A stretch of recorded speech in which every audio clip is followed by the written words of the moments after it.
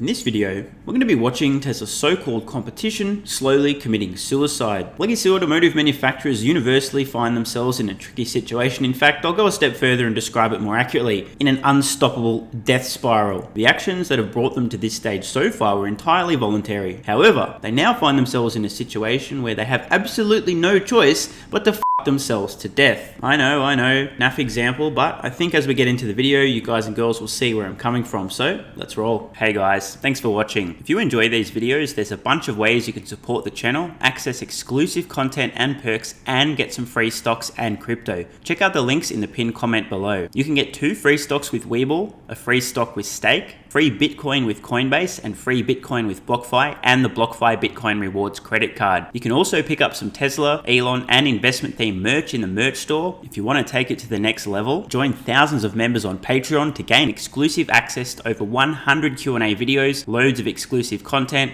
exclusive access to my up-to-date 10-year Tesla stock price targets, and even access my Tesla valuation model at the investor support level and above. So check out the links in the pinned comment below, and thanks for your support. So first of all, how did Tesla's so-called competition find themselves in this inescapable death spiral? Back in 2006, more than a decade and a half ago, Elon Musk posted the Tesla Motors secret master plan, rather tongue-in-cheek, on the Tesla website, explaining quite clearly what Tesla's plan was. Now obviously, a plan doesn't mean it's actually going to be executed. This was a point in time where automotive manufacturers should have at least been paying attention to what this crazy Silicon Valley electric vehicle startup says they're going to do, and then noticing, are they doing what they said they're going to do? Are they executing on those plans, or can we completely ignore the company? One highlight from this blog post, quote, "The strategy of Tesla is to enter at the high end of the market where customers are prepared to pay a premium and then drive down market as fast as possible to higher unit volume and lower prices with each successive model." Without giving too much away, I can say that the second model will be a sporty 4-door family car, turned out to be the Model S.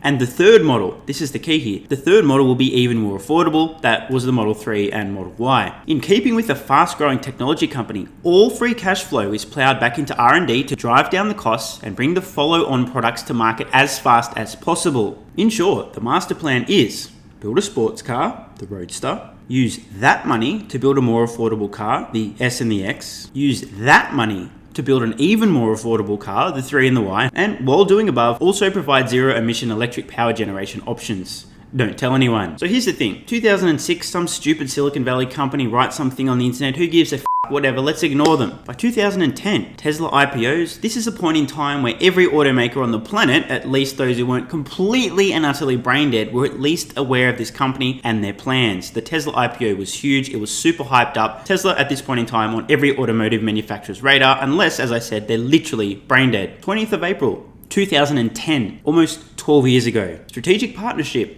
Daimler acquires stake in Tesla. German automaker acquires nearly 10... Oh my god, it hurts to read. They've since sold this stake. German automaker acquires nearly 10% of one of the leading electric vehicle companies. Automakers agreed to cooperate in battery systems, electric drive systems, and vehicle projects. A quick quote on the partnership from Daimler. "Our strategic partnership is an important step to accelerate the commercialization of electric vehicles globally." This quote didn't age well.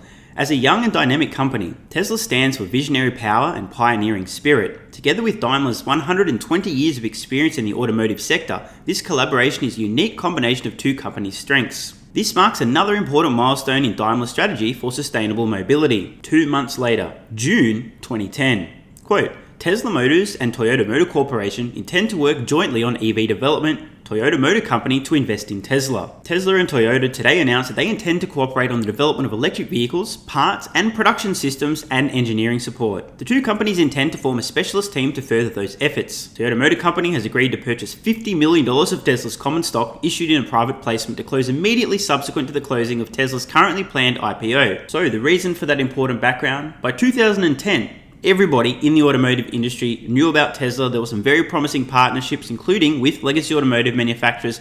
A lot of promise. Looked like EVs were going to happen. It looks like smart automotive manufacturers would really start pushing electric vehicles, driving the cost down, and making these mainstream products. But look, let's be a little bit generous here. It wasn't until 2012 when Tesla released the Model S, wins every award ever, best car ever, period, literally, that it became inexcusable to ignore Tesla any further. Yet, in the ensuing decade, legacy automotive manufacturers globally combined did approximately all to accelerate their electric vehicle plans. In fact, many didn't even consider making electric vehicles. Today, most still aren't making electric vehicles. And now finally, as most, but embarrassingly not all legacy automotive manufacturers have seen the light. EVs are the future. Not only do customers want them, but we actually used our brains and realized, the costs come down and they're starting here and they're going to be there in the future. That's going to be cheaper than ICE in the future.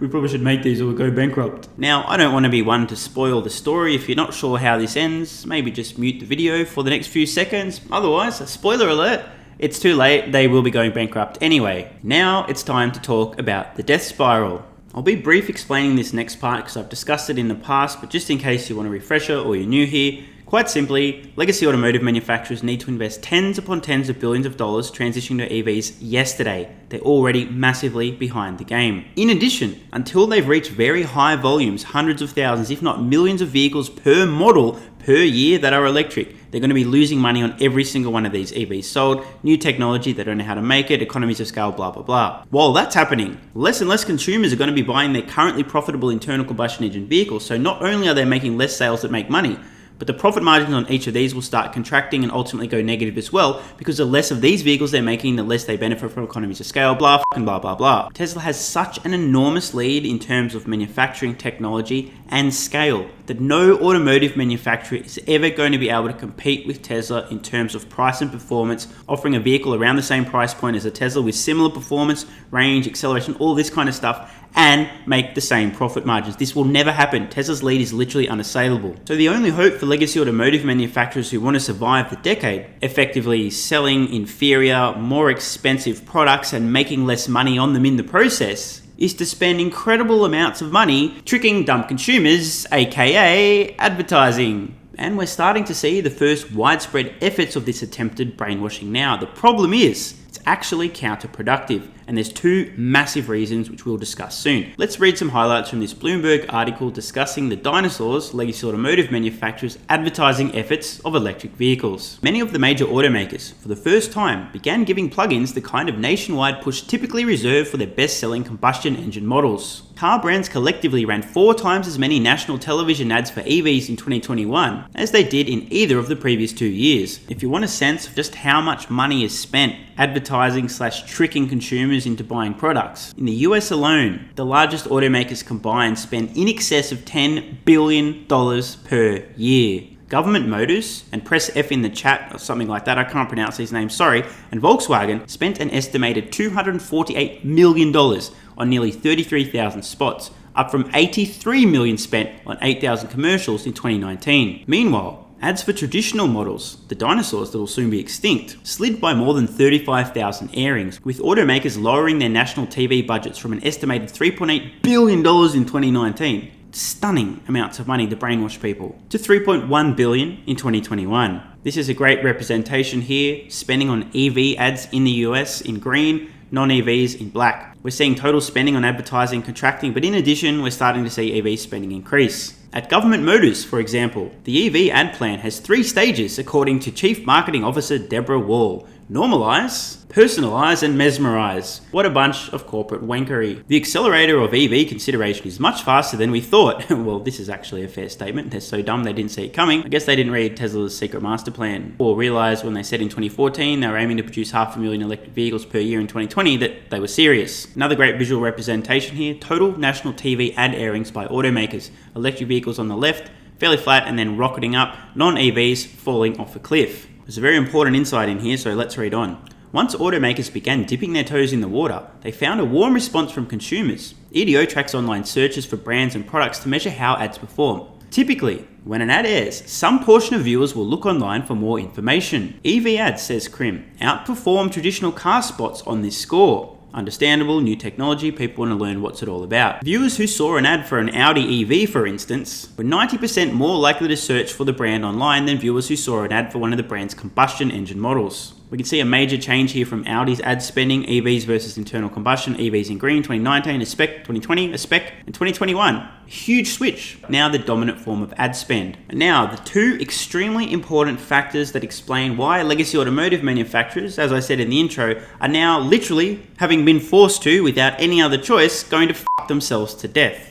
First, as these companies advertise the benefits of electric vehicles, they're cheaper to own and operate, they don't fuck the environment, they're cleaner than internal combustion engine vehicles, blah, blah, blah, blah, blah. What do you think this does to the perceptions that consumers have about the other vehicles that they sell, the internal combustion engine vehicles? The ones that they're now indirectly pointing out are much worse for the environment than electric vehicles, cost more to own and maintain, don't perform as well, don't have the same acceleration torque, etc. What do you think happens in the minds of consumers? Oh, hang on a minute. The EV. They're saying the EV is better than the ICE vehicle. I might get an EV. So as some consumers are educated by these ads about the benefits of EVs over internal combustion engine vehicles, because these automakers know they need to sell EVs in the future or they won't be in business, this will actually accelerate the demise of their internal combustion engine vehicle sales to the point of collapse. But this isn't the real kicker. The real kicker is consumers who do research. So imagine what happens when a consumer sees an ad paid for by Audi or Ford or General Motors or Volkswagen, or pick your legacy automotive manufacturer, sees an ad for one of their electric vehicles, and then, instead of just blindly going out and buying the steaming pile of excrement that happens to be their best EV offering, the one that they're paying to trick people to buy because they're not that good, instead this consumer does a few comparisons online. Maybe they care about range. Maybe they care about price. Maybe they care about safety. Maybe they care about performance. Maybe they care about aesthetics. There's many things that consumers will care about. Some not super logical, some quite emotional, appearance, etc. But oftentimes, some consumers, believe it or not, are actually logical. These are the kind of consumers who may discover that on every metric that matters, Tesla is the logical choice. You cannot get a better value product in terms of features, functionality, range, performance. You cannot get a better electric vehicle, and it is literally no contest. This isn't a grey area. Oh, this Tesla's pretty close to this. There is such a stark, gaping void of difference between a Tesla vehicle and the next best product in its category in terms of an electric vehicle that it is a literal no-brainer. You have to be stupid to buy a competing product unless you're choosing and prioritizing something that most consumers don't. Oh, I don't like the way the Tesla looks, so I'm going to buy another car with 659 different buttons inside because I like buttons. And I really want to underscore this point. We are literally at a stage now, and I know this is going to sound extremely insulting, but it's just true. We are at a point now where if you care about the kind of things that most consumers care about, range, performance, features, functionality, safety, these kind of things, and you do the comparisons, Tesla versus something else in the same price range, you actually need to be an idiot not to go for the Tesla. It is a literal no-brainer. And I want to be really clear, I'm not trying to be a dick here. This is a very logical and reasonable thing to be saying. Nobody can compete with Tesla in terms of electric vehicles. The automakers just don't have the engineering chops, they don't have the manufacturing capabilities, they don't have the battery experience, the thermal management system, the software expertise, they just don't have what it takes. And don't get me wrong, some consumers care so much about brand, they hear the word Mustang, oh god, I've got to get the Mustang market, I don't give a f***,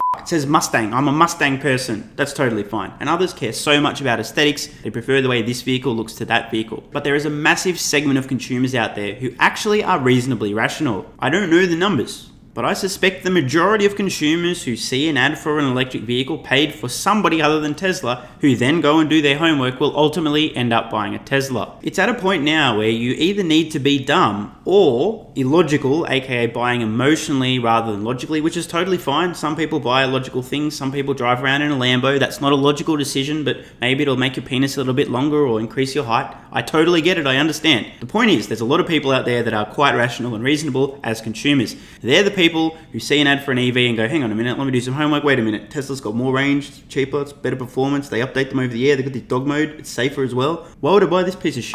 And this is the two-pronged death spiral. As legacy automotive companies try to convince their existing customers that EVs are great, they're really awesome, they're better than internal combustion engine vehicles, many of these consumers go, you know what, I'm not buying an ICE vehicle in the future. ICE vehicles plummet, these legacy automotive manufacturers start making less and less money because that's the profit center. And at the same time, many of these consumers who see an ad from Ford, General Motors touting the benefits of electric vehicles do a little bit of homework and ultimately end up buying a Tesla. Tesla's competition is literally advertising themselves out of business and sending their customers to Tesla, and we're just seeing the beginnings of this. We're only a few years away at most before no internal combustion engine vehicles are being advertised, period, because every automaker understands we need to focus all in on electric vehicles or we're going bankrupt. But the more they advertise their own shitty electric vehicles, the more customers ultimately end up buying a Tesla. I don't know what else to say. Over the next few years, definitely over the next 2 to 5, maybe 7 years at most, we're going to watch pretty much every legacy automotive manufacturer on earth